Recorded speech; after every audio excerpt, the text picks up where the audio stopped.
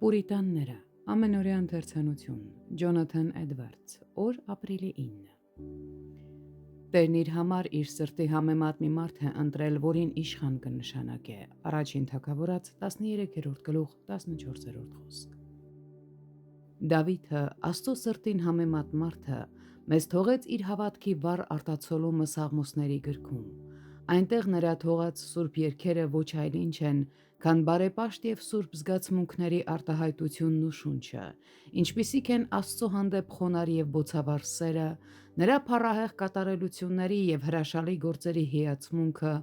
անկեղծ ցանկությունները, հոգու ծարավը և կարոտը Աստծո հանդեպ հիացմունքն ու ուրախությունը, Աստծուն ուղղված քաղցր և հուզիչ երախտագիտությունը նրա մեծ բարության համար, հոգու սուրբ ցնծությունն ու հաղթանակը Աստծո բարեհաճության,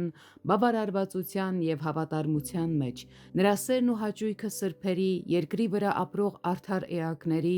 նրա մեծ հաճույքը Աստծո խոսքի և օրենքների հանդեպ, նրա վիշտը իր և ուրիշների մեղքերի համար, նրա կրակոտ նախանձախնդրությունը Աստծո հանդեպ և Աստծո ու նրա եկեղեցու թշնամիների դեմ։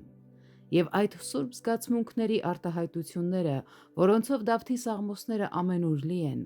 առավել ևս համապատասխանում են մեր ներկա նպատակին, որովհետև այդ սաղմոսները ոչ միայն այդպիսի երևելի սրբի հոգևոր արտահայտությունն են, որի մասին Աստված վկայում է որպես իր սրտին հաճելիի,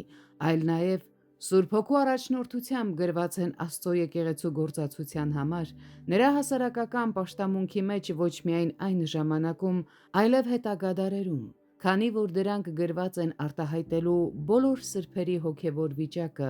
բոլոր ժամանակներում, ինչպես նաև հենց Սաղմոս 2-ի։ Եվ պետք է նաև նկատել, որ Դավիթը Սաղմոսների գրքում խոսում է ոչ թե որպես անհատ անձ, այլ որպես Իսրայելի Սաղմոս 2-ն։